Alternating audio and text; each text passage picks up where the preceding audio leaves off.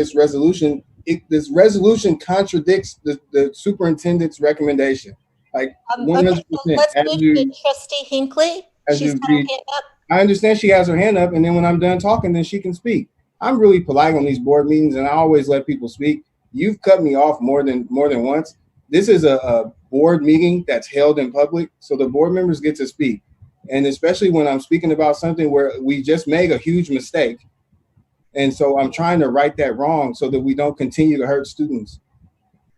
And so I'm trying to right the wrong now so that we don't continue to hurt students later. And you're cutting me off. I'm going to let everybody speak, but you have to stop cutting me off. That's the second time that you've done it.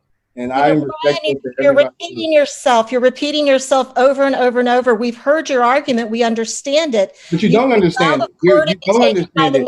You don't understand my argument. You are allow the floor to be taken by the next trustee. No, you don't understand. More than your time. You've had much more than your time. You should. No, there is no such thing as my time. I am a board member, and this is a board meeting. Yes, and that doesn't mean that you get unlimited chance to speak. Every board member has opportunity to speak. You should not take more than your share of the floor. And I don't take the time. I let everybody speak. And that's going to be the last time that you talk to me that way. I don't talk to you that way, but that's going to be the last time you disrespect me. So if you can't handle yourself the way a board president should, then you need to relinquish your position. But you need to stop talking to me like that. And that's the last time. You understand what I'm saying? I handle myself with respect to all of the board members like that. And that's the problem. Excuse me. Need a break. We're having a break. We'll reconvene in 10 minutes. We can reconvene when you have more respect.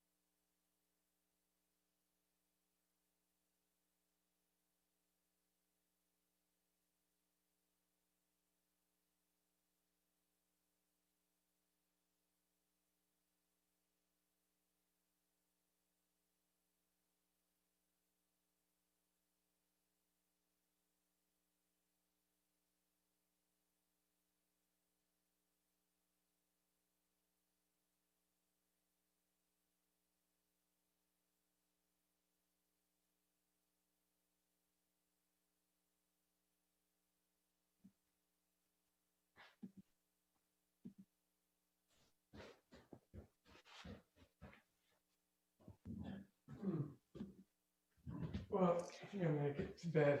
Okay, it's not over. What's going on down Yeah. there? Oh, some fighting. Watch out, because I have to go back to live meeting. Okay. Okay, Well, good luck.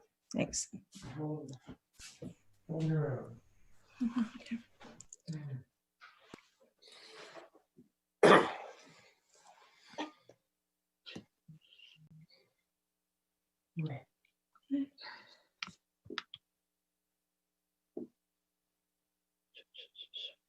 Okay. reconvening our meeting, and we're still discussing item 5-9. Can I jump in real quick, Kim? Sure. Yeah, I just want to briefly say that actually I brought this up before we voted on the reopening of schools. And I think all board members should have the right to be able to say what they feel. I don't want to get into it too much, but I am entitled to my opinion, and to be called a hypocrite just because some people might disagree with me is not conducive to this discussion. So I'm not calling anybody out specifically, but we talk about respecting each other, this and that. And like I said, I brought this up before the vote. It got pushed back till after the vote. And other people can disagree with me, but to call me a hypocrite out in open session is not okay. And it's not collegial at all. I think that it's late and all of our tempers are frayed, and we've all been under a great deal of stress. So I wonder if the best thing to do with this item is to make a motion and call a vote. Unless there are other questions or comments. Are there any comments from the public? I know some people were interested in this earlier. Sorry, Sarah, but let Sarah go, please. But if there are other people who want to speak within the public, if you can let them speak, please. I just have a clarifying question. So we have the contracts that we just approved for both preschool and school age care. And we've recalled the preschool teachers because we will provide distance learning if that's the mode that the preschool stays in. But right now we haven't recalled any school age staff, and yet the board just approved the contract for that program. So my clarifying question is, don't we need staff moving forward regardless of whether we offer that care? And I think it seems that the debate about whether these programs open in person or at the same time or earlier or however that wraps up with the rest of the system, I'd just like to know, don't we need the staff to service the contract? We approved a budget that includes both programs. So it included staffing for this program, for the school age program, but we haven't yet brought anybody back. So that's what I'd just like to understand that context. I'm trying to keep it really clear as possible.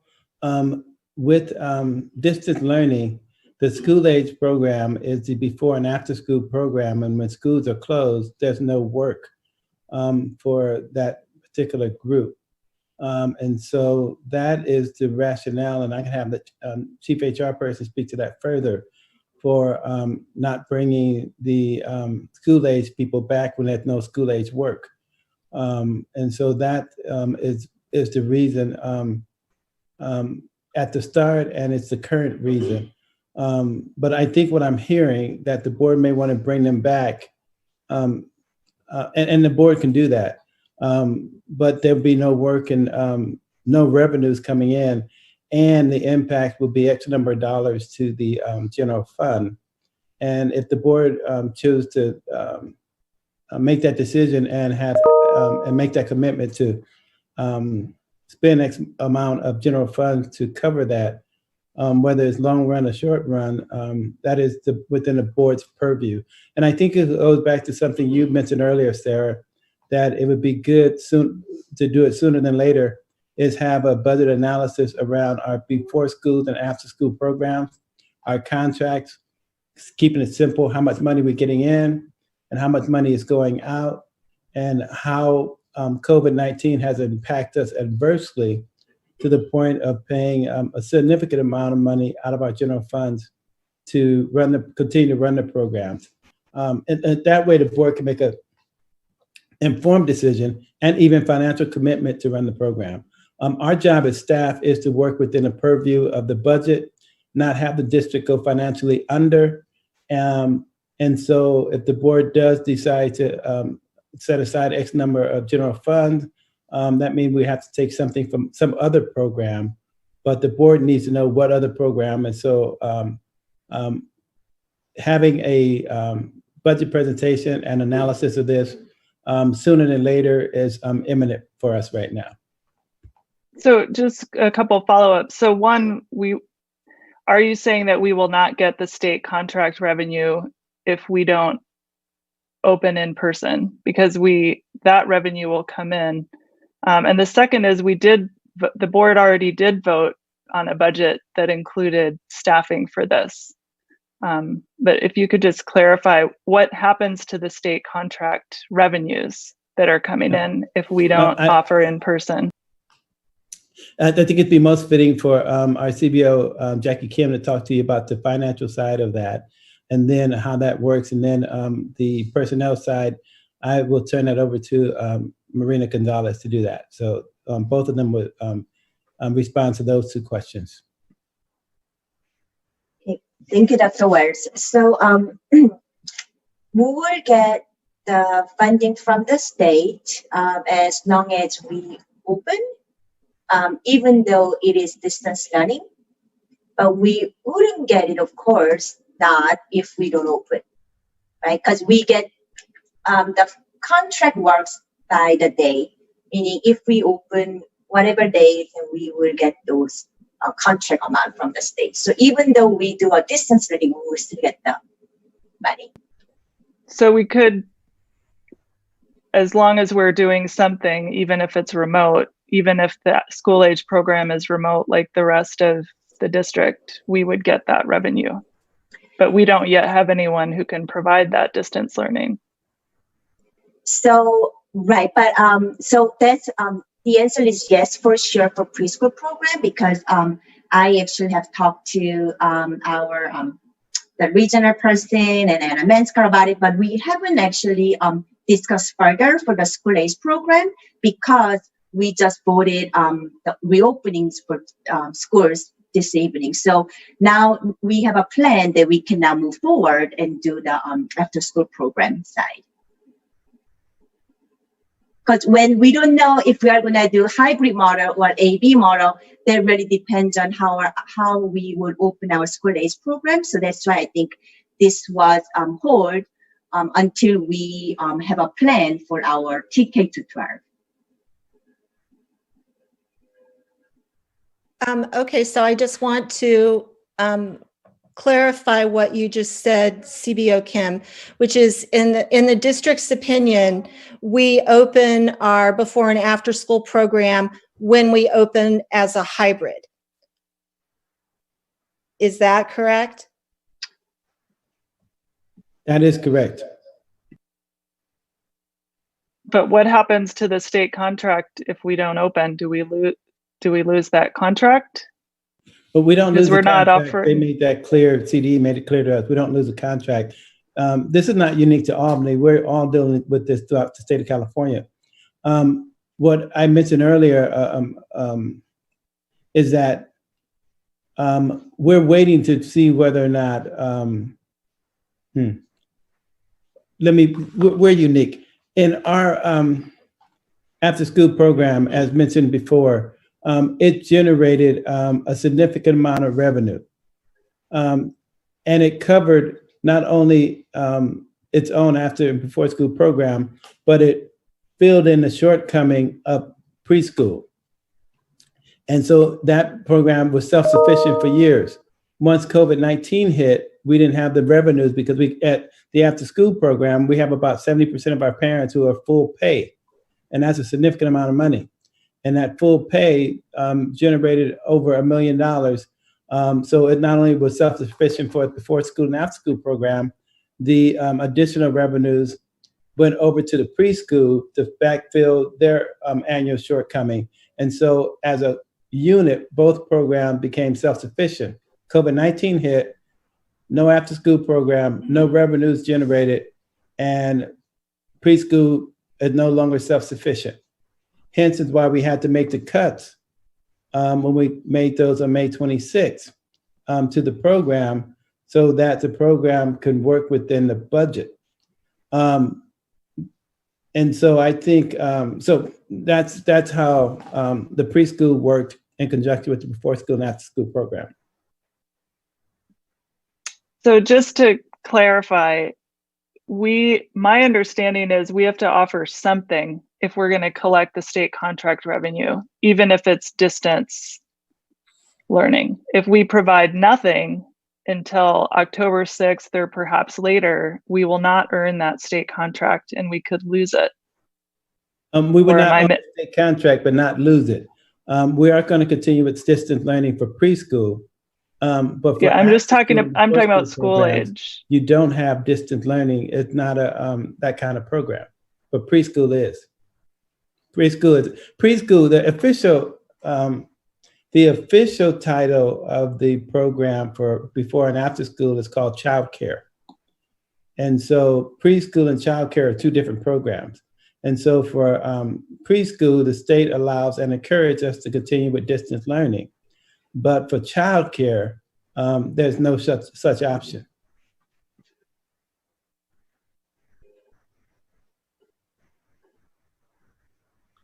Thanks. President Chain, is there any speakers who are waiting to talk? Let's check.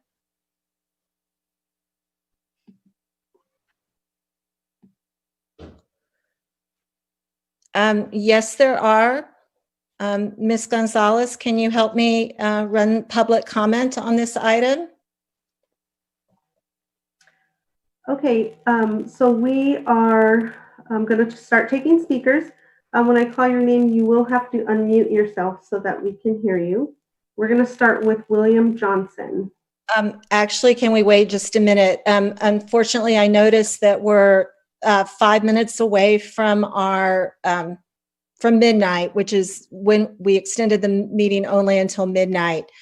Rather than interrupt the flow of speakers, I'm going to go ahead and ask if we can have a further extension. I make a motion to extend 45 minutes. I'll second that.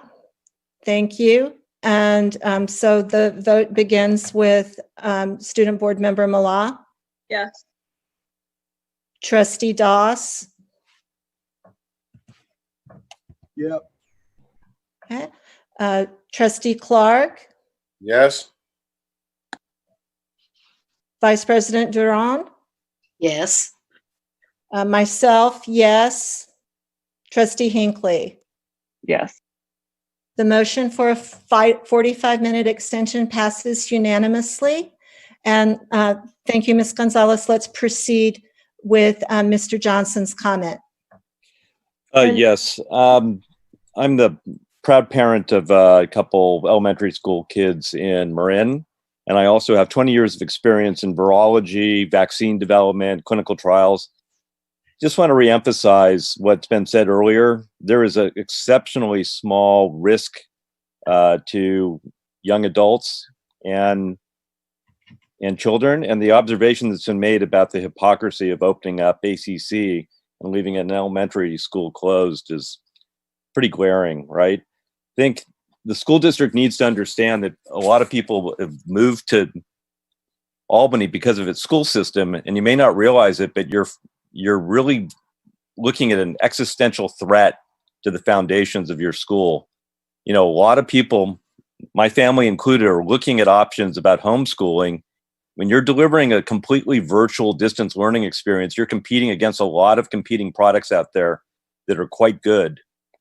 Right now, you're offering essentially a one-size-fits-all distance learning package, and like I said, there's a lot of alternatives out there. So be very careful about the long-term decisions you may be making. You may be undermining yourself. You may see a 20% depopulation over the next year or two of people that realize, hey, I can homeschool. So you really, your job is really the kids, right? And your differentiating factors that you can teach them in person. You really need to do that. Thank you. Thank you, Mr. Johnson. Our next speaker is Jeff Cullop. Jeff Cullop.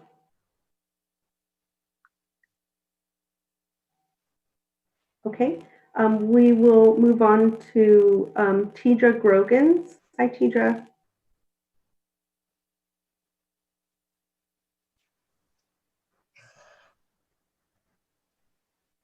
Oh, we lost Tidra.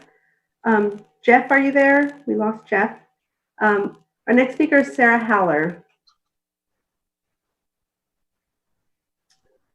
Hi, Sarah. Hi, I'm still with you guys. So I just wanted to say that there are many preschools that have reopened. My son's going to one. He's 3 years old. He's wearing a mask. And while I understand Trustee Doss's perspective, my distinguishment between the preschool program is that this is a paid program. I understand that many students are on vouchers, but we also accept students who want to pay full tuition. That's different than public school where we can't turn people away. So if I'm wrong in that understanding, I totally apologize. But in my mind, the opening of the preschool, which is a, hopefully for profit, although it certainly doesn't sound that way given its reliance on the school age programs. And I understand that constraint, but I want to remind us that we are able to limit the class size of the preschool classes to 12 to 2, I believe is what was quoted, opening 4 classrooms with 12 students in each. We can make that determination because we can turn people away. We can't do that in public schools. And so I've had to explain that to my own child, that he gets to go to school and you don't, and here's why. And it does make sense. So that's all I wanted to say. Thank you. President Tutain? Yes. Do we have any idea how many speakers there are? I'm not quite sure why we're limiting them to 1 minute. Let me see. There are 2, 4, 6, 8, 10, 12, 14. 14. Okay. So I do think I get it. I get it. Thank you. I thought there might have just been a few. Thank you. Yeah. Our next speaker is Sana. Hi, I'm still awake with you guys. So I'm so happy with that decision that you guys take. But also, Ms. Gonzalez, would you please explain more the situation for the paras for upcoming school year? Thank you so much. Thank you, Sana.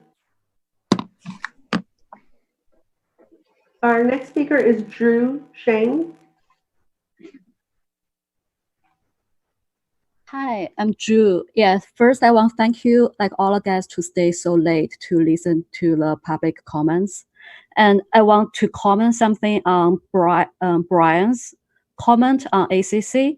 So I think the superintendent and Marina, Jackie, Sarah, and Brian are all been in the planning meetings that have made that very clear that safety is always the most important thing to everyone in ACC preschool.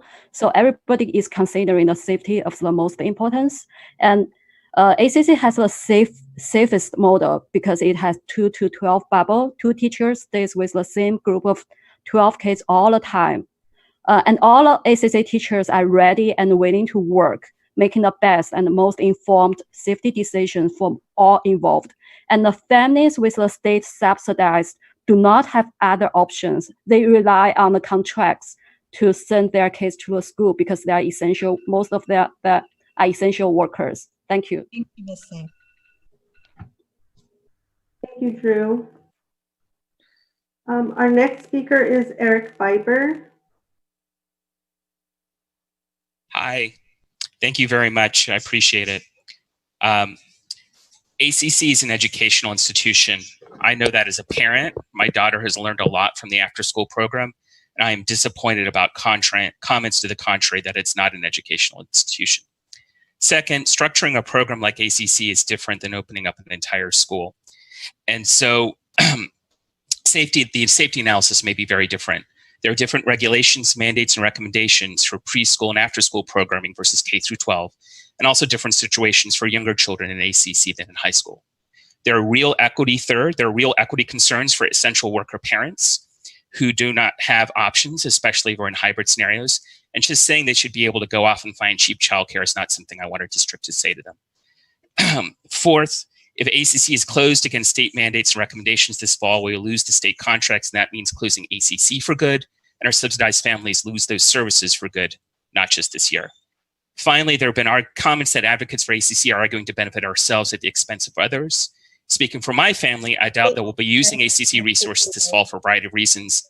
I'm advocating for parents and future generations. Our next speaker is Amy Apel.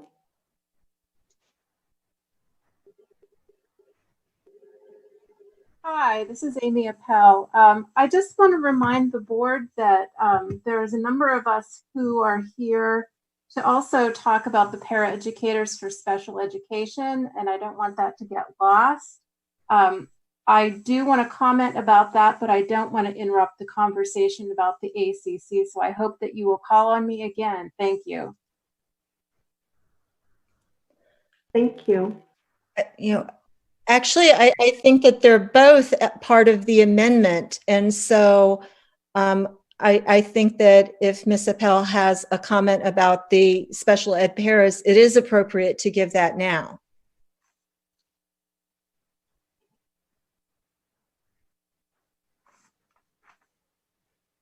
Am I still on? Yes, Ms. Appel, you should go ahead and make your comment. Yeah. Okay, thank you. Okay, so I have so many things to say. I think there's a false premise that there is no work for the paraeducators right now. What we're doing is, there's been a lot of talk about doing things in the reverse order. And in this case, we've eliminated paraeducators without rewriting the IEPs that require them. The board should not put the school district in the position of being out of compliance with the IEPs, because this exposes the district to legal liability.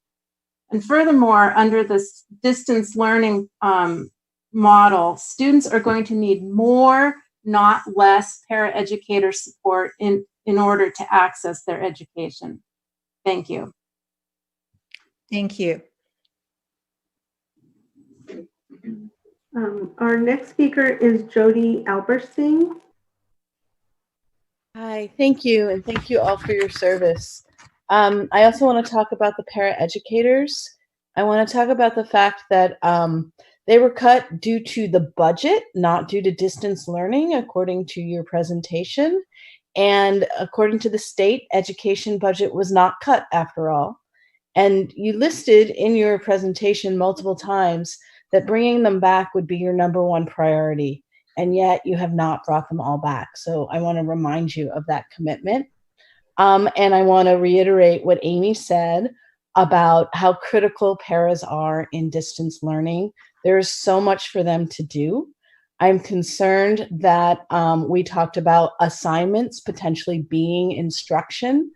These students cannot even access the assignments without paraeducator support. So please, please, please include them. And I'd also like you to think about, 6 weeks of distance learning is not that long for the ACC. So bring those people back too. You're going to miss them when you go to open up and you don't have them anymore. Thank you. Thank you, Ms. Alberstein.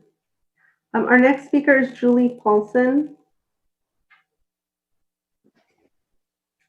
Hi, I also wanted to just talk briefly about the paras and to reiterate what Amy and Jody have already said, that the district has a legal obligation to deliver the IEP and 504 services and the para supports that are mandated in them. And also, to say that paraeducators during distance learning mean access to education for our kids. And this is just not the time to take them away. Thank you. Thank you. Our next speaker is Dale, no last name.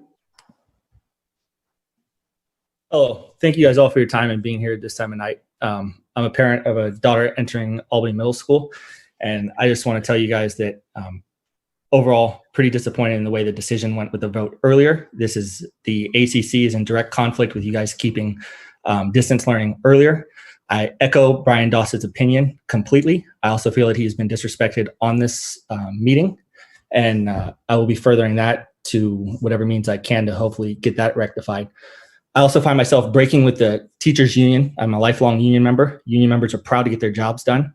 I heard from board VP Duran directly that her vote basically changed because the percentage of teachers that are not willing to come back or find it scared to come back, those teachers are part of our community. They bring their children in here, even if they don't live in the community, to be educated here.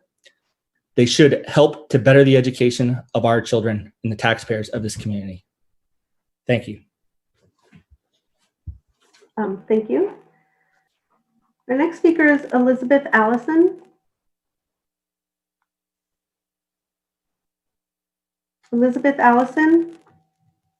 Yes. Hi. Hi. Thank you. Thank you, everyone, for staying up so late and being so dedicated to sorting out these issues for our district. I'm the parent of a rising third grader at Marin Elementary School who attends Tupelo, so I want to speak to Albany Children's Center and the before and after school programs. I want to speak in favor of maintaining these programs, and I believe actually that they are needed more than ever right now during the COVID crisis.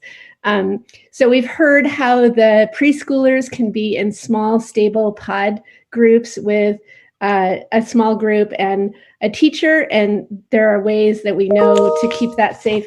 For the older children, I believe that we definitely need the before and after school, even as a stable place for the essential workers to have their kids go in small contained groups to complete their remote schoolwork while their essential worker parents are at work. Albany Children's Center could serve that role. Please keep it. Thank you. Our next speaker is Jeremiah Pinguello. Hi, thank you. Hi, thanks. Yeah, school district, representing all these kids, trying to teach them the right things, how to behave and all this stuff. And all these Black Lives Matters movements right now, as board members and presidents, it would be respectful to respect one another. This Black Lives Matter, and I know we have a white president and a African trustee. Let's give Brian a chance. And I feel for trustees who actually have kids in the school system, because their heart is in this right now. And a board sitting on the president, I don't even know if you have kids in the school system. Your heart just isn't there. These parents, their kids are in the school. Their heart is there. They feel this is a real life for them. And you may be sitting on a board. It's so sad. Anyway, I know my minute's almost up.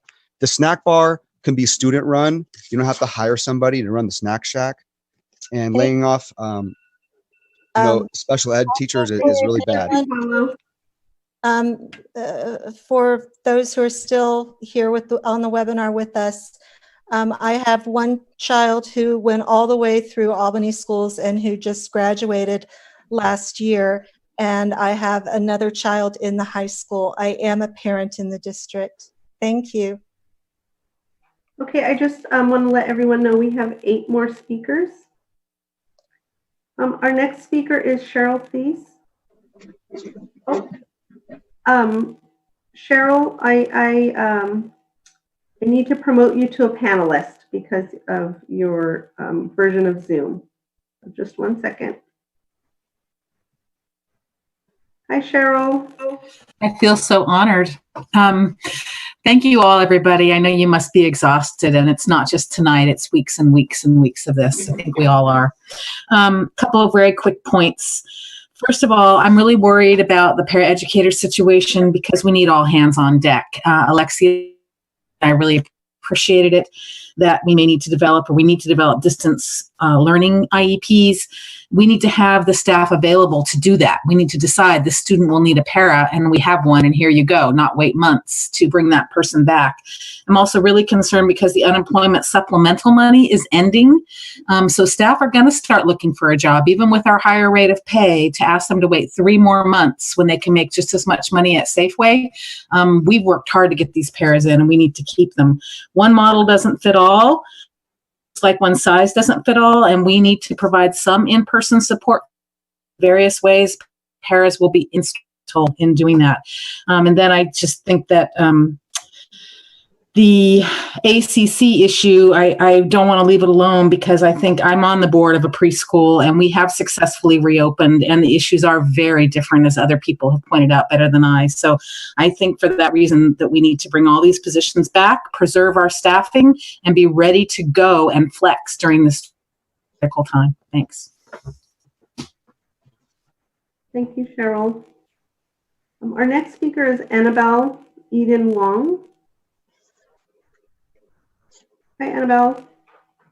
Good evening, Superintendent Wells, trustees, and board members. Thank you all. I'm Annabelle. I'm speaking this evening as an ACC parent representative of 311 community members. We're parents, teachers, students, and other community members. This group has written to the board asking for your yes vote on the amendment proposed by Trustee Clark. Since May 26th, when the entire staff of ACC was laid off in a precautionary way, we have learned that the ACC program can safely serve the children of essential workers, subsidized families, and others under Alameda County health guidelines using this 12 to 2 stable bubble. Also last year, the ACC program earned a rare 5-star rating, earned its state contract, bringing in an extra $150,000. And finally, how very essential it is to have the continuity and expert leadership of its director in order to maximize services, minimize costs, and to ensure and closely monitor the safety of all in the current complex changing environment. Thank you so much. Thank you, Annabelle. Our next speaker is Dr. Kelly Callahan.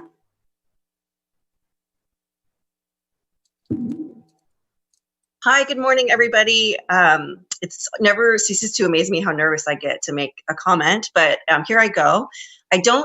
I think the reason why it makes sense to me that these two issues, the ACC and the paraeducators, are together on this resolution is because they both got let go at the same time because of budgetary cuts. But it seems to me that these are kind of separate issues, and that it would make sense to have a separate resolution to address these two things, because the paraeducators are going to be needed in the distance learning for special education students. Those positions are actually, regardless of the format, going to be necessary. So I'm hoping a board member will make a resolution to separate these two issues.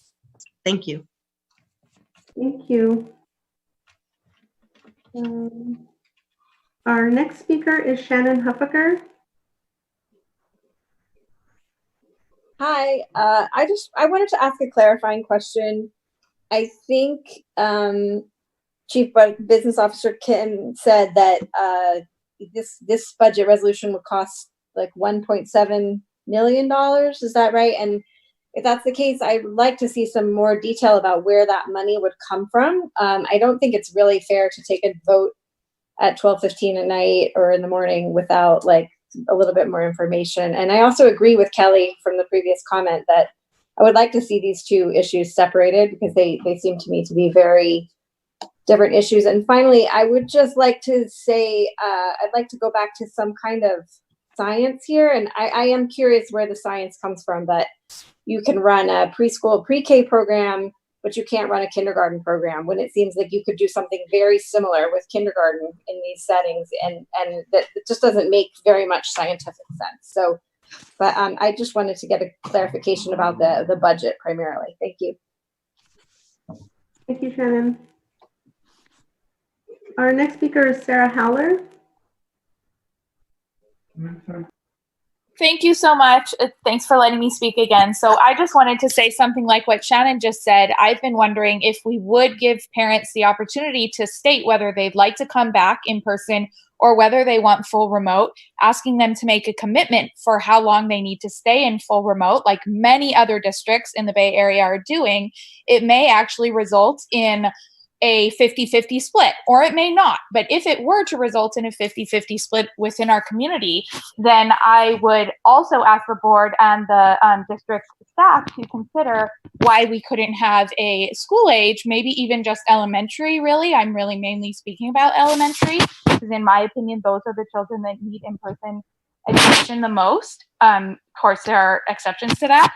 So if we could get those classes to 15-1 because of the natural 50-50 split that may or may not come to fruition, it may help us to be able to open school age programs sooner. So I would advocate for choice for parents. Thank you, Sarah. Next speaker is Robert Hoogsted. Hi. Sorry, I'm a little tired. I have a very long day. Every day, I wake up and I have to work. And on top of that, I am the facilitator of my daughter's education in the ESY program. She's a first grader,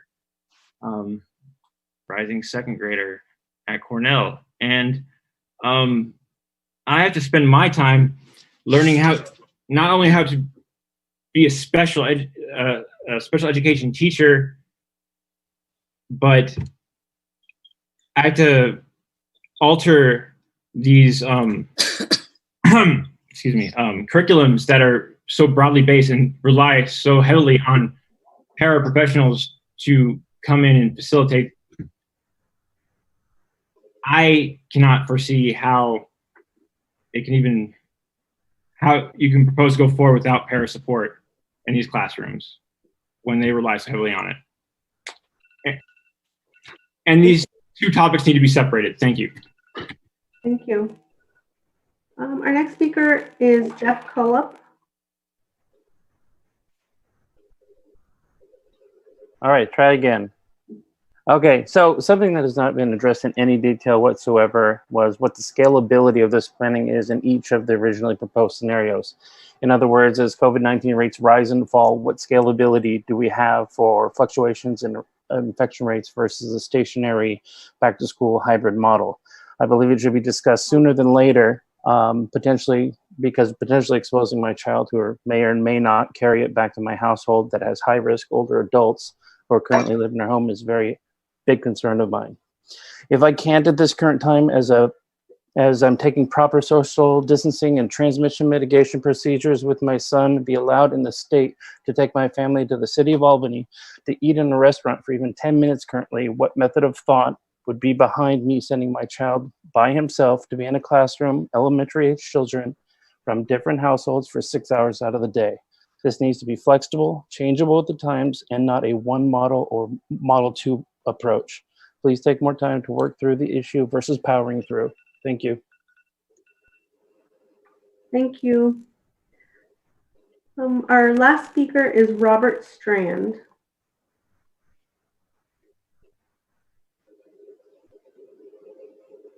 Hi, Robert, are you still with us?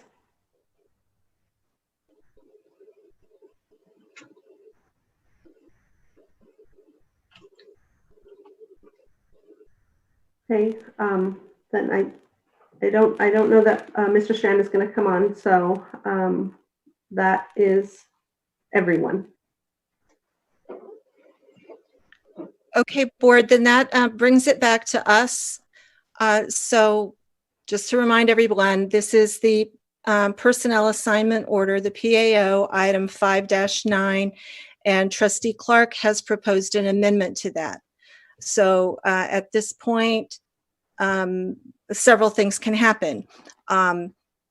It's time for a motion to be made. We can make a motion, see if it receives a second, and then vote. Yeah, I make a motion that we proceed with the vote for this amendment.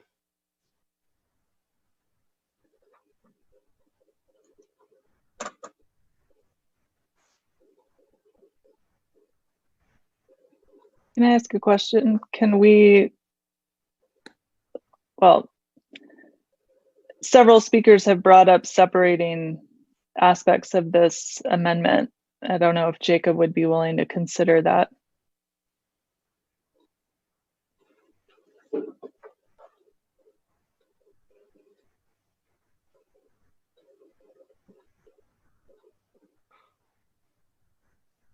I mean, I would like to have this one voted on if this one doesn't proceed. then is it still possible to do what Sarah is suggesting as far as Yes. procedure, President Trutain? Yes, so if your motion doesn't receive a second, then your motion disappears. It's like tabled. And then you could make a different motion. I can't, or somebody else can. Or anybody else could, yes.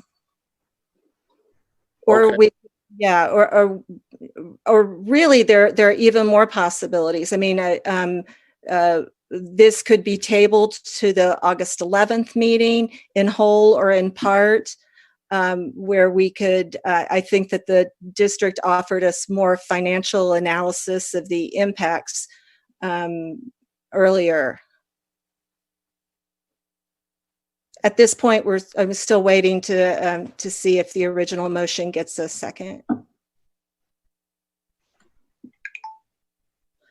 Not hearing a second, then a different motion can now be entertained.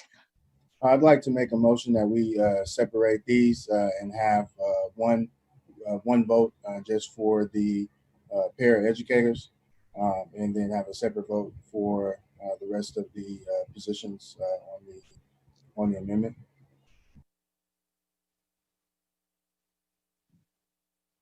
Did you have something that you wanted to add, Board Member Hinckley? I mean, I have more questions, I guess. But if Brian wants to make if that was a motion, sorry, it's very late, then I don't want to interrupt that. We haven't heard from our director of special education about the proposal to bring back all of the paras that were voted on by this board to eliminate back in May. So I would like to hear a response to the idea that we need to bring all of these staff back, or some of them, or if there's an intention to bring some back, or sort of a response to some of the other public comment about that. At this point, I can elaborate that we have submitted a proposal to our Chief Human Resources Officer, which did include a number of paraeducators returning. And that was in conjunction with working with my program specialists and looking at needs under the different models. And so that proposal has been submitted to our director.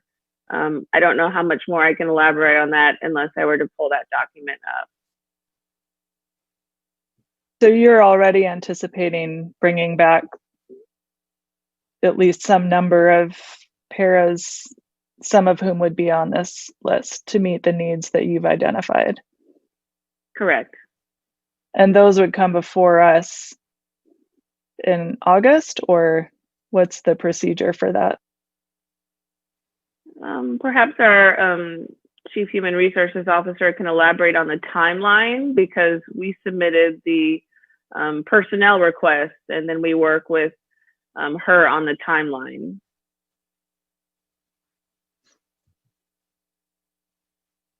Similar to Jacob's amendment, in the same vein, I would like to have an amendment or that would say that all paras in special education would be returning, due to the fact that we did select a hybrid model for one that requires, I think Cheryl said, all hands on deck. Given just COVID in general, and even under hybrid, we would require, I believe, more paras to address the needs of students in special education.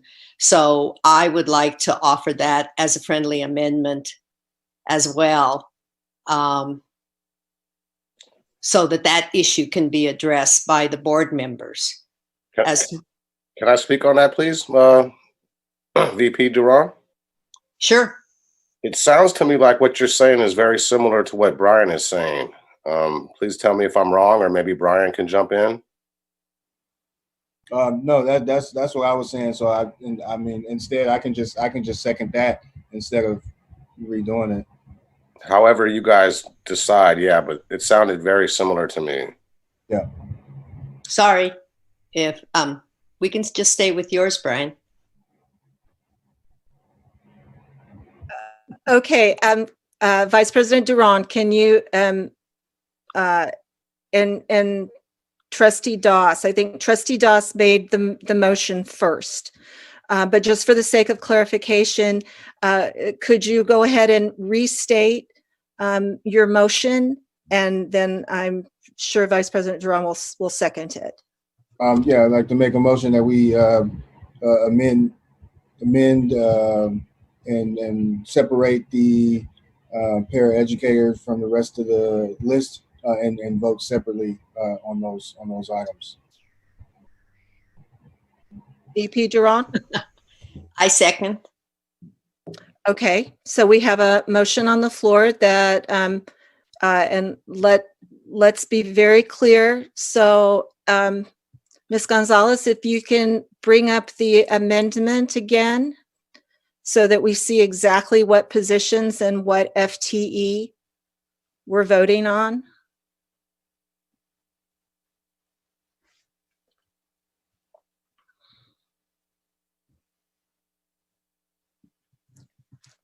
Okay, so my understanding would then be that we were voting on the, thank you very much. And then also these last two lines, I think, would also be included. So this would be basically 20 FTE. Pretty close to 20. So that's 10 in these last two lines and 18, 18.9 and 19.7. So 19.7 FTE would be, is what is the motion made on the floor. Okay. Wait, 19 for just the paras, not the. I'm including the highlighted paras here, as well as these last two lines, the lead paraeducator and paraeducator ACC. Can I clarify, President Trutain? The ones that are the positions that are highlighted in yellow, those are special education positions, and these down here, those are ACC paraeducator positions. So what if I separate this here? Oh, okay, because I think the intent was to separate the special education paras into a vote. Right. Yes, that was my intent. Okay, so that then is 9.7 FTE is what is being voted on now. Student board member Mala? Yes. Trustee Clark? Yes. Vice President Durand? Are we clarification? Oops. Clarification, are we voting on the yellow highlighted? Yes, so these positions would be added to the PAO as it appeared in the packet. So it'd be everything that's on the original PAO that was in the packet, plus these 9.7 special education paras. Yes. All right. You?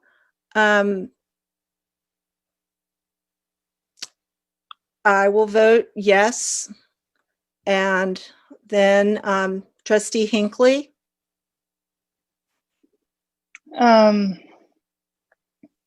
So I'm feeling very conflicted, partly because this motion does not include almost 10 FTE moderate severe paras. And I'm concerned that we're tying the hands of our special education staff director to staff special education the way that she sees that we should be staffing it.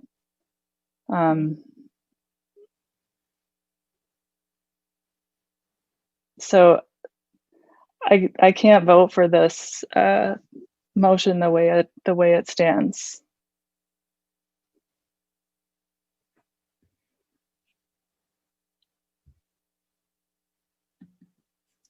Okay. So that's a no. And so that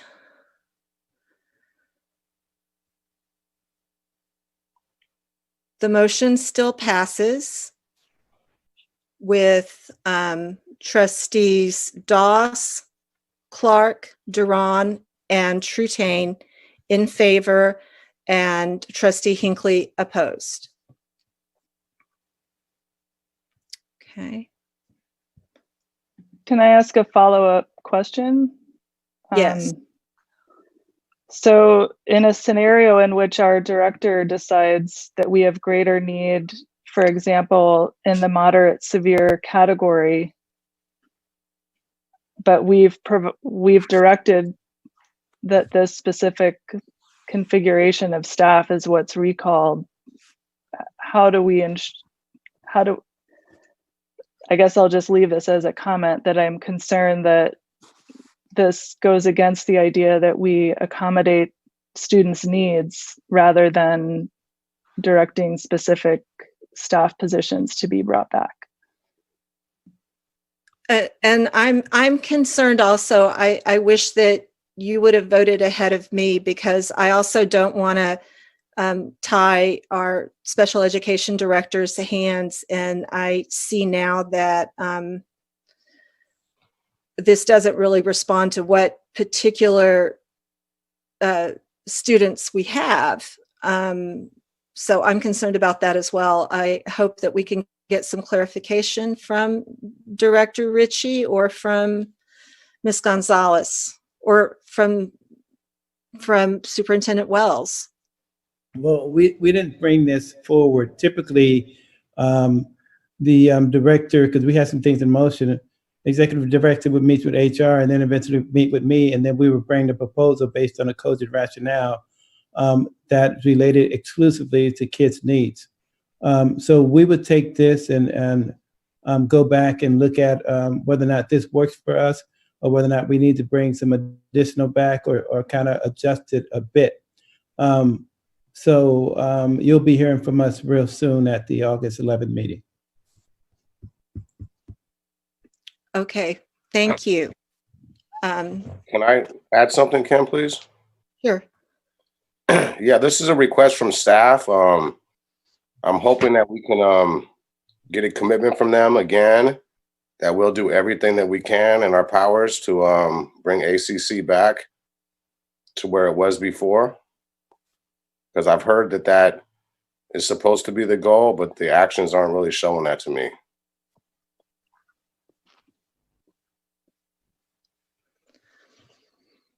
So I guess that's for Dr. Wells.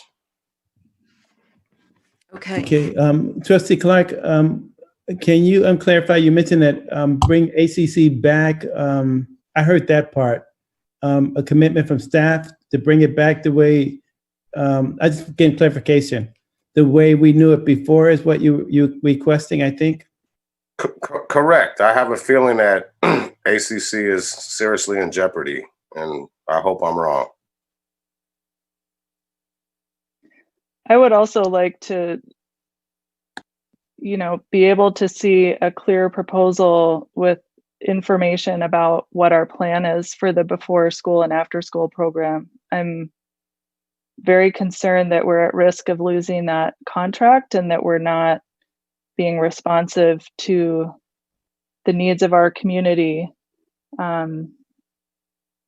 And I'm concerned that it's not going to come back, or we're going to lose a really important public program that we have.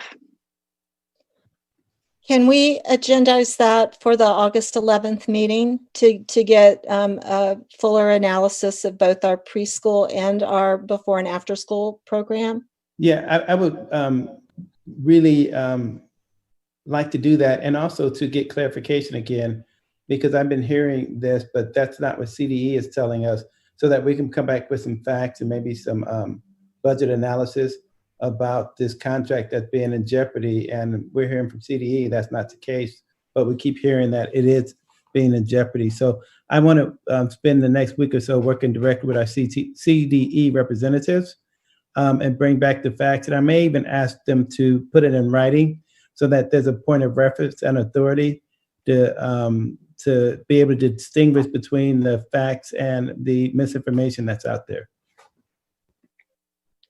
Okay. Yeah, but I'm still asking for a public statement, a commitment right now, not at the next meeting, that you guys are committed to doing everything that you can to keep ACC fully intact.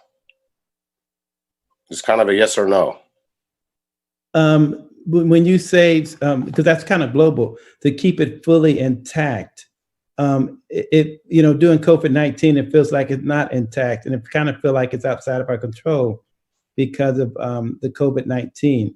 And so to make a commitment about something that may be outside of our control, it just feel like a setup for failure. That's just the way it feels. But I think I know what you mean. I think what I think you mean, Jacob, and help me out here, is that you want us to make, as a staff, to make a commitment to keep our program going, because people keep saying we're on the verge of losing our preschool, and I don't think that's the case. But I think you're asking us to keep our make sure we don't lose our program, our preschool program. I think that's what I'm hearing. Actually, I want to bring up the fact that the existence of ACC is not on our agenda tonight, and so committing to the district's commitment to ACC could and should be agendized for August 11th, but I feel like this might not be the right time. So we're dodging it. So we're dodging a commitment over procedural nonsense. I don't think we're dodging, because there's a specific committee that myself and Trustee Hinckley are a part of, and the entire point of the committee is surrounded around the reopening of ACC. But I think that now that the board has made the decision as to how they want to see school open in the fall, I think now we owe it to our staff to allow them to be able to go digest the vote that they just received tonight, and then give us an update on how we're going to move forward with all those programs. But I think that we're committed, because we have the reopening committee that we attend every Monday, and we talk about how it's going to look. But now I think that we can take the information based on our vote and move forward with that, because now we know that that ACC is going to be, the remote option, because that's what we voted on. So now our focus on the reopening committee will shift, because now we know exactly. It won't be a if it's this or if it's that. Now it'll be, this is what it's going to be. This is how it's going to look, and we can plan around that.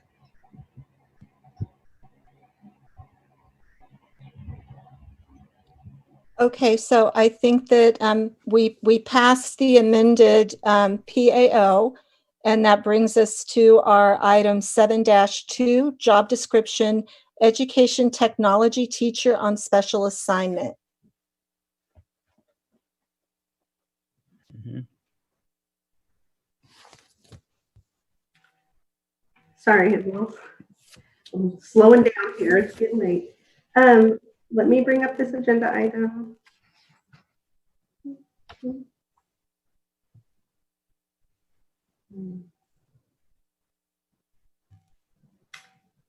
And I'm going to share my screen. Okay, so this job description is being brought forward because as you saw in the presentation earlier tonight, whether we and hybrid or fully remote, which we work on remote. But either way, we have a need for a robust remote learning program. And as we learned this last spring, staff needed professional development.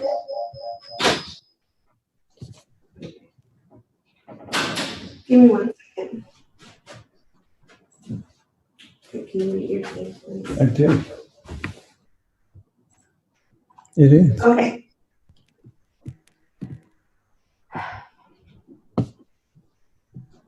And so this position, it's a teaching position, but a teacher on special assignment that would focus on professional development and technology for the rest of our staff.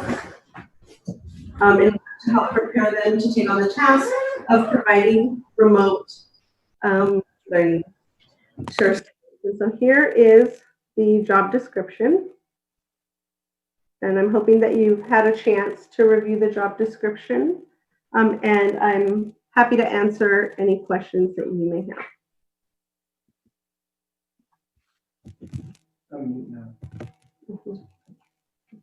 Any questions? Ms. Gonzalez, I don't know if it's a question for you or for Marie Williams, which is somebody had made a comment earlier, and given that we're in this new mode of instruction, the delivery of instruction that is totally different, I'm just asking, is one TSA sufficient for all the technology, both in terms of professional development and issues that come up that need to be resolved, that one person can do this? So this is just the job description. This is not an advertisement for hiring. So this is not saying that we will have just one TSA. This is just approving the description for a TSA or 2 or 3 TSAs should we choose to go that route. Thank you for the clarification. Okay. I believe that I see public comment on this item.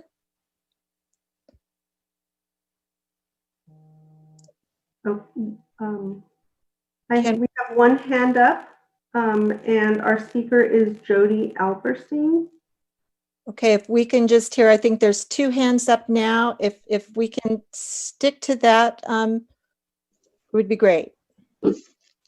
I'm sorry, I didn't realize I was still up, but I guess I was wondering, it seemed like maybe there might have been an oversight to, as Trustee Hinckley kind of pointed out, where the moderate severe paraeducators were left off. So I wasn't sure if it was possible to amend further and include those if that was what it was indeed intended.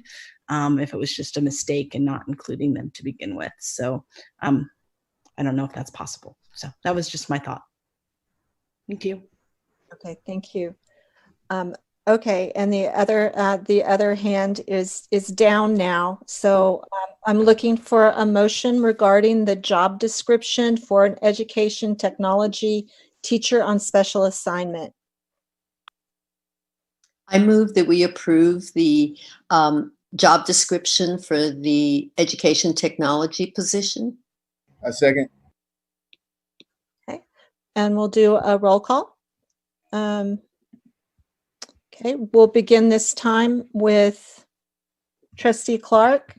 Oh, excuse me, with Student Board Member Mallah. Yes. Trustee Clark. Yes. Vice President Durand. Yes. Myself, yes. Trustee Hinckley. Yes. Trustee Doss. Yes. The motion passes unanimously.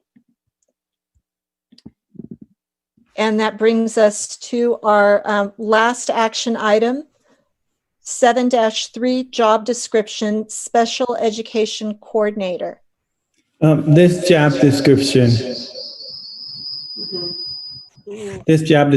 I'm going to turn it over to our executive director, Alexia Ritchie. Thank you, Superintendent Wells and board members, for taking into consideration this position of program coordinator for special education services. As you know, I've recently taken over the directorship of special education along with student services and the director of Albany Children's Center. So what we're hoping to reinstate is a person and a position who will act as a number of facets. For example, we have 2 program specialists who do their due diligence to support our staff in the classroom and at the site level. A program coordinator, however, would be able to manage many of the facets that are outside of the classroom, including multiple reports, a liaisonship with our parents, the ability to work within our special education local planning area, our SELPA. We do have a variety of needs that, when I am working in multiple positions, aren't necessarily a primary focus for me. And so we are requesting that this position become available so that we can better serve our students, our families, and our community with a special education coordinator. This position is not a management position. This position is online with our other program specialists.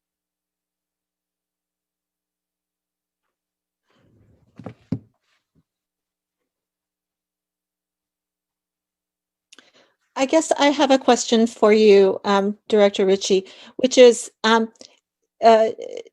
do you know if neighboring districts, or do you know of other districts that have a position such as this? Or did you conceive this model yourself?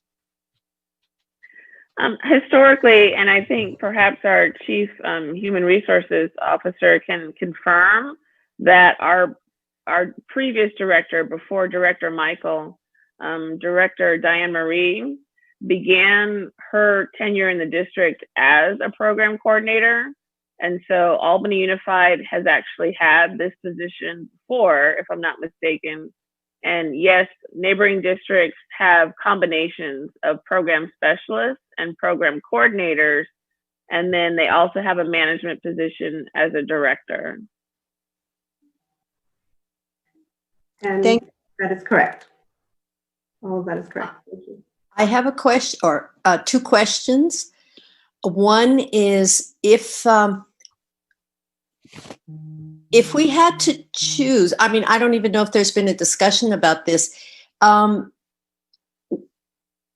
Why was the decision made to go from to have a program coordinator, as opposed to, under special education, as opposed to having whatever title would be appropriate for somebody who could handle student services, so that your focus, executive director, could be primarily in special ed, and you could have a program coordinator, whatever, under student services, so that it would release you to focus more on special education?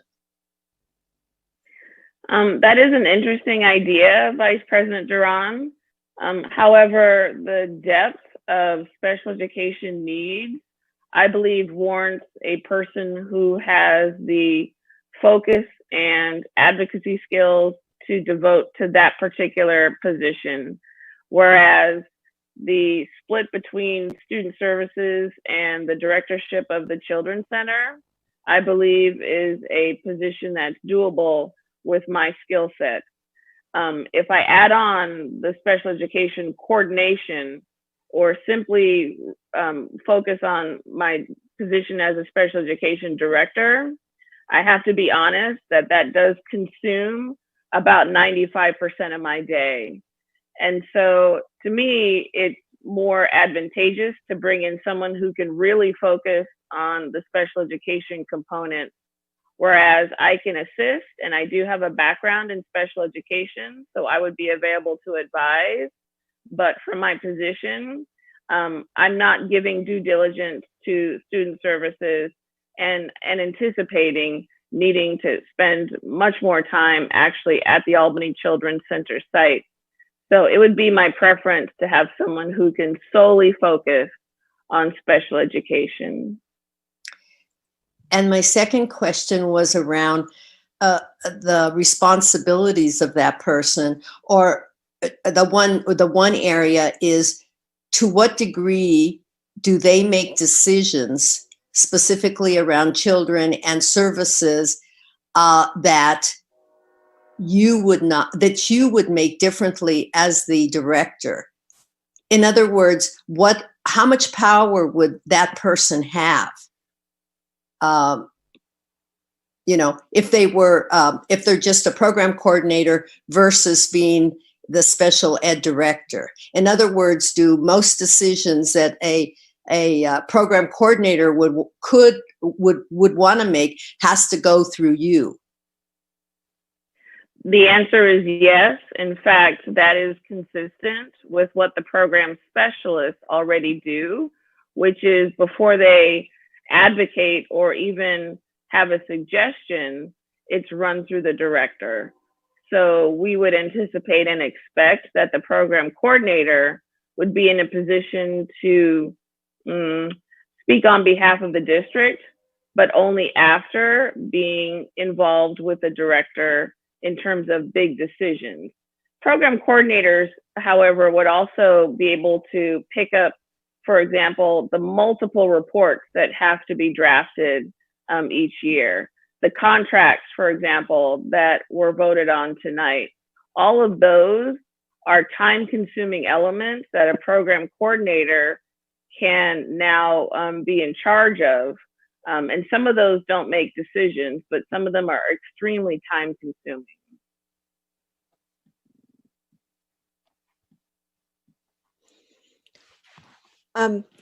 Okay, board. I must ask for a fourth extension.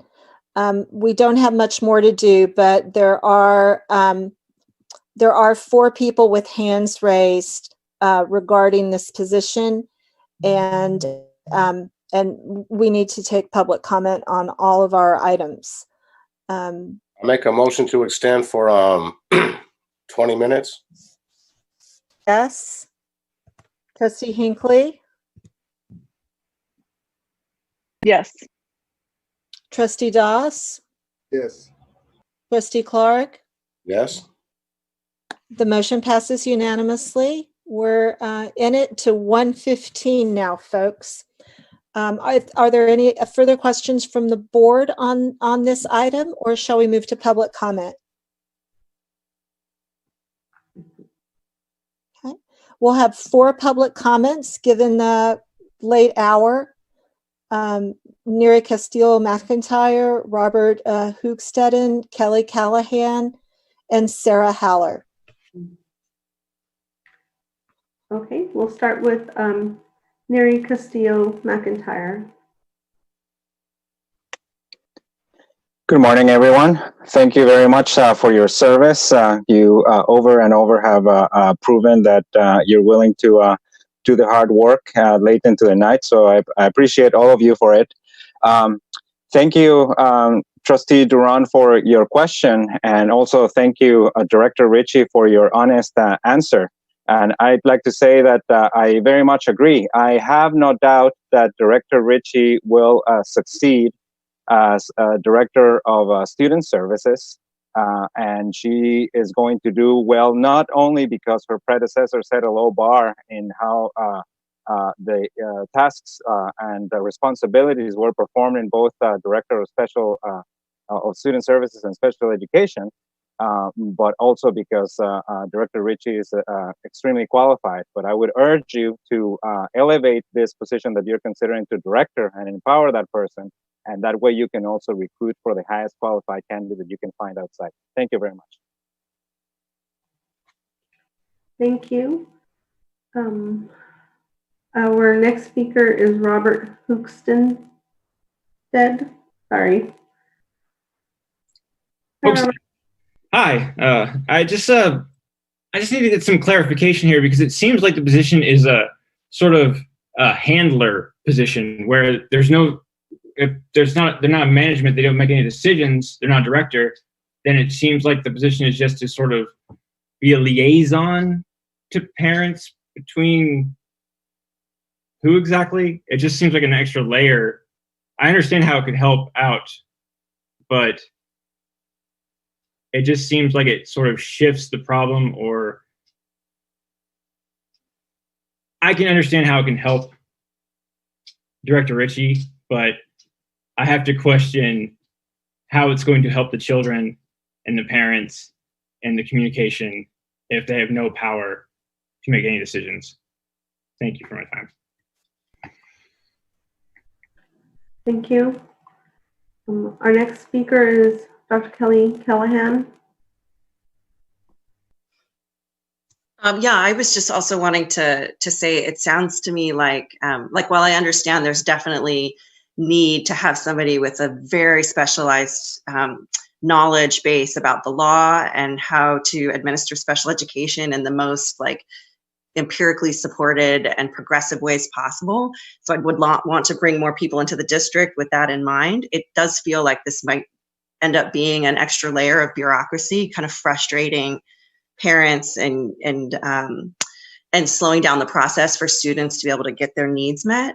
And so I would also just urge the board to consider having a dedicated director to special education. And I'm not meaning this as a comment on any one person's abilities to do that job, but that it just seems that there needs to be a dedicated director of special education. Thank you.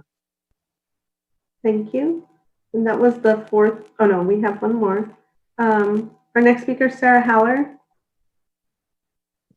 Yes.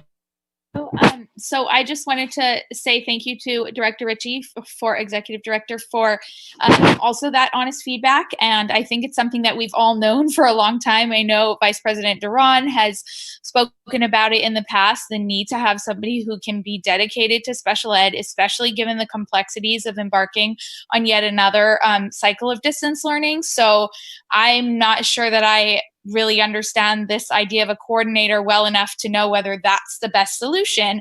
But what I do know, and I'm sure that I speak for many colleagues, is that we have lacked a level of leadership and support in our department. And by the way, I am a special ed staff with the district. I haven't said that. That we need. And so if this position is going to afford us that, then I'm in favor of it. And I just hope that we'll think about what makes the most sense so that Director Ritchie can really focus on the areas that her expertise lends itself well to, and that whoever comes to this position gives us the leadership that we need and support that we need. Thank you. Thank you all for being here so late. Thank you.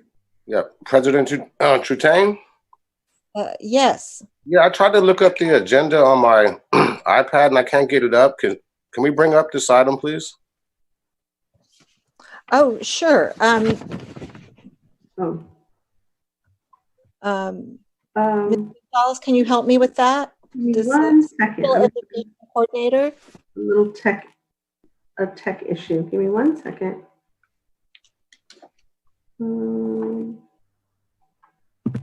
Okay, there we go. Yeah, if we can scroll down to the bottom, the pay scale.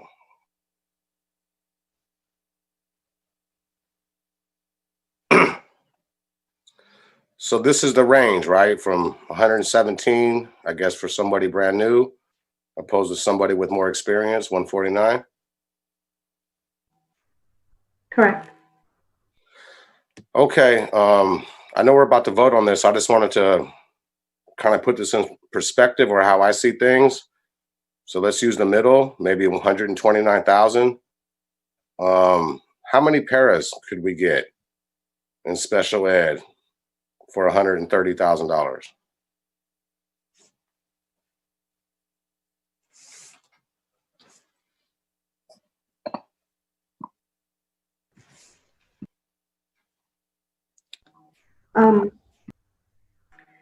I might need a second to do the math, if that's okay.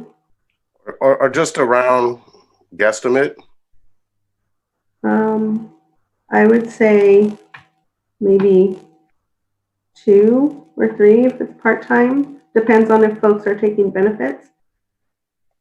But this job would get benefits as well, right? Correct. Mm-hmm. Yeah, so 3 paras cost us $130,000. You know, that's like off the top of my head. If you wanted something a little more precise, I could take a minute just to sort of look it up. Yeah, yes, thank you. Oh, while that's happening, if we have any further comments from the board or staff about this job description, this position? Yes, yes, President Tutain. Can you hear me? Yeah. Okay. I want to do something a little unorthodox here, because you only get I guess you only get one chance, a first chance to get it right the first time. And here's an opportunity for us to revamp special ed, and listening to a lot of folks and me wanting to do what I know what would be best for kids. And I'm sitting here listening and grappling and trying to weigh a bunch of things at once, one of which we were trying to keep our administrative ranking numbers at a level that would be consistent with our state averages. That's one thing, but it's not the most important thing. What's most important for me is that we give our most needy kids the most skilled and capable people to work with. And if I have to do and follow my heart to do what would be best for kids and a program like special ed, which is one of our most vulnerable special ed, I would ask staff, I would ask the board to consider pulling this item and allowing myself, to reinstate the special ed position director, so that our kids can have a day-to-day operation and decision-making authorities to make a greater difference in our kids' life. And the cost is very minimum in terms of what it would cost us for a coordinator versus a director, and the director would be better suited and better skilled to provide the best services for the neediest population. And so what I'm asking President Tutain, and I know it's a bit unorthodox, but it's in the best interest of kids, is that we not do the coordinator, and we reinstate the position of director of special ed at level 1, but not at level 3. I'm not sure that we can do that tonight, because that's not on the agenda. I mean, I think that staff could definitely pull this item and come back to us on August 11th with that proposal. I would rather have it delayed and do it right than rush and misstep. So we would I'm asking that we consider pulling this item and we bring it back as a director. Before we do that, can we hear from the other board members before we consider that? Sure, we can hear from everybody and go around, but as a district item, I believe we can check with our council, Mr. Eckstein, but I believe that Superintendent Wells has the ability to pull this item even at this point. Correct. Yeah. So Dr. Wells can pull this item at this point, but I think he would probably welcome hearing remarks from all of us. So please feel free. Trustee Doss, do you want to start? Sure. I mean, my comments are short.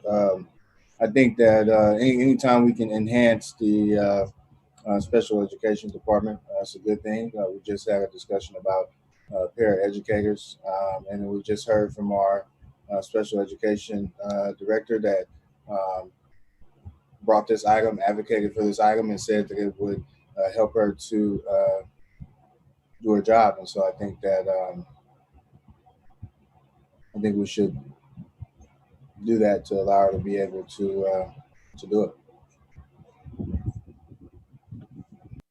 Can I add that I think I agree with Trustee Dawson. I think it's a great idea, but I know just from being on the board these last 2 years, we've gone back and forth between combining it with another role and having it separate. So I think if we are adding it now, then we should have a commitment to have that for a long period of time.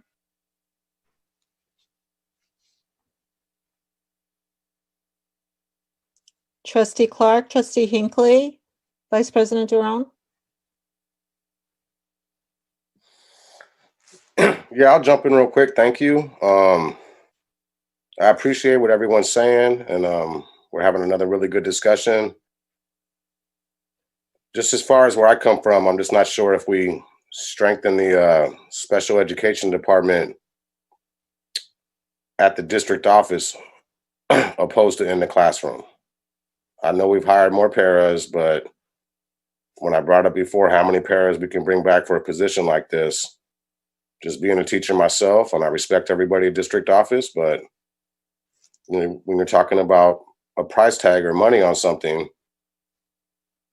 I'm just wondering, we keep saying what's best for the children. Well, a lot of the work happens in the classroom as well. So just wanted to say that. Thank you.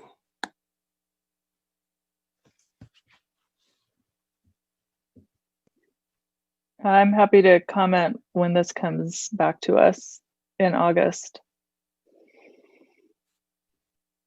Yeah, I would like the superintendent to pull this item for more detailed information and perspective at the next meeting.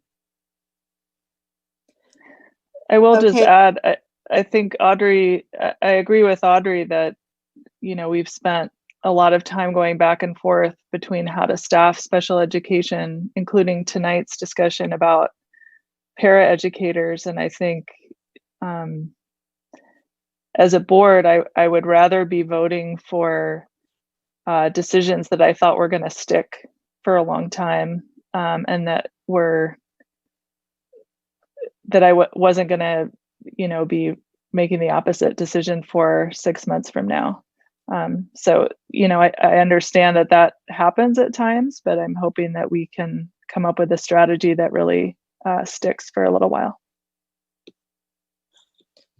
I'd like to add my 2 cents, which is, we just brought on Executive Director Ritchie, and she hasn't had a chance to run the special education department yet. And I would like to see her have that opportunity because I think she does have a lot of skills in that area. And the board did hear that just not very long ago at all that, it was right to have the positions combined. We just didn't have the person with the skill set that could succeed there. So taking it seems like this would be just sort of taking a completely different tack. And yeah, so I don't know. So I am on the fence about this. I also agree with Trustee Clark that I see a coordinator as somebody who's more of a worker bee, which I worry if we bring in another director, they're just going to be part of director meetings all the time. Whereas a coordinator I see as really being somebody who could get a lot of the work done. So I think if it's Dr. Wells is right to pull this item, but when it comes back, I would like to see it framed so that the board could choose, either direction rather than being locked into one choice. President Chastain, and when it comes back, I'd like to bring our district organizational chart. The beauty of this position is that you would have a director dedicated to special ed, and Executive Ritchie is the reinforcer. She would be supervising special ed and the director. So it would be part of her wheelhouse. She would not be disassociated with special ed. She would be the reinforcer and giving direction and guidance to special ed. And it can really make special ed a significantly better program. So I'll talk about that at length on August 11th. Okay, and it sounds like you are, can you confirm that you're officially pulling items as introduced by the board? So this item is going to come back to us on August 11th. And also I heard that the board wanted to see a more full analysis of the preschool and also the before and after school program. Okay. Go ahead. Yeah. Because it's part of that same agenda item. So tonight we approved the contracts for the preschool and the school age programs, which I take to mean that the district is committing to fulfilling the terms of those contracts for this year. Which, because that is on the agenda, I think we can get an affirmation for. So included in that presentation, I think we need a strategy we need to hear how we're going to meet the terms of those contracts to ensure that we don't lose them for this year. And how we're going to, I'll save my other item but I just wanted to make sure that that's a clear part of the presentation on the item on August 11th. Okay. And also, I believe that the budget workshop in Sacramento, from Sacramento, was today. So Superintendent Wells, do you want to propose a budget update for our August 11th meeting? Yeah, that would work for us to give you the latest and greatest at that time. Yes. And just to put on everyone's radar is that we're addressing a number of issues. I just don't want us to forget about any of our major goals. That is our student achievement gap, and the whole child and communication. And so I want moving forward that we make sure we have some kind of rotation where we look at what we're doing in those areas and some check-in points throughout the year. Just wanted to remind folks of that.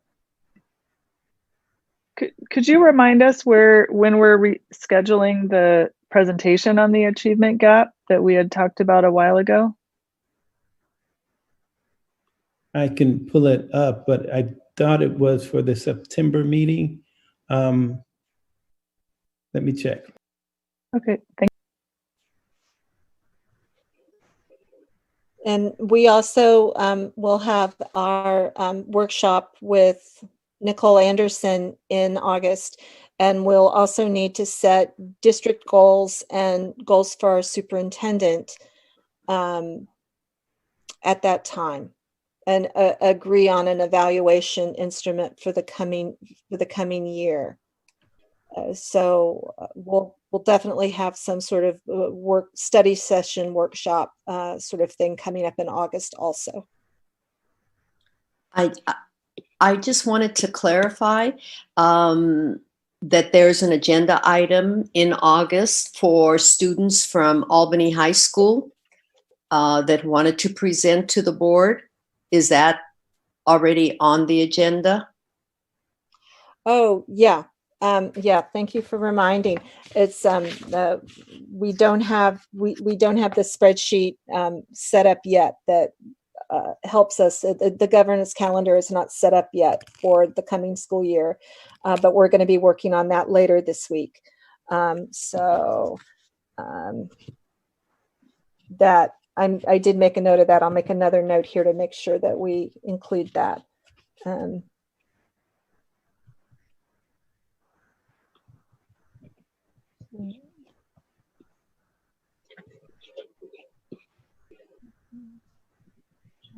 Okay.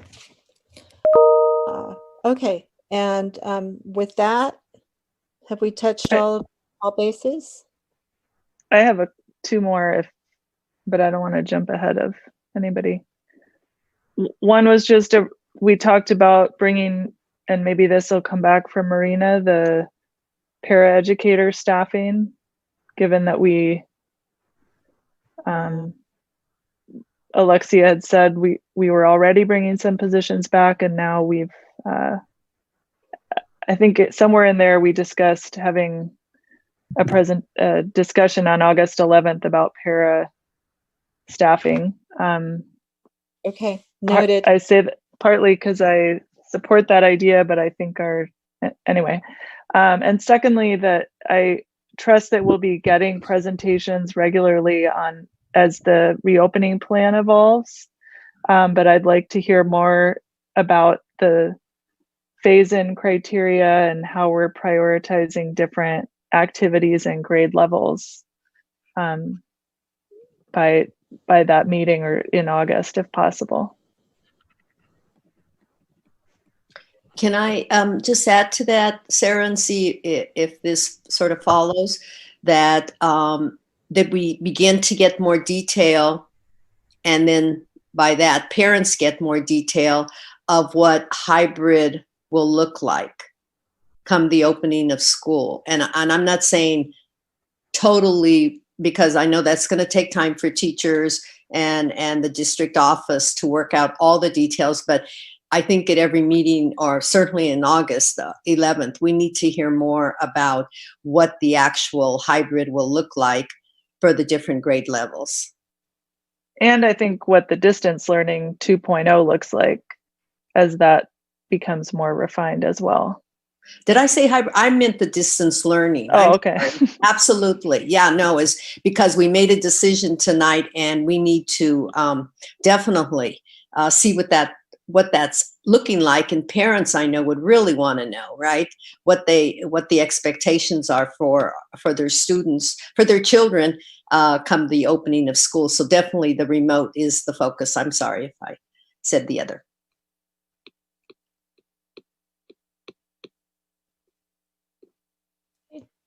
Seeing no further comments, this meeting is adjourned. Thank you all.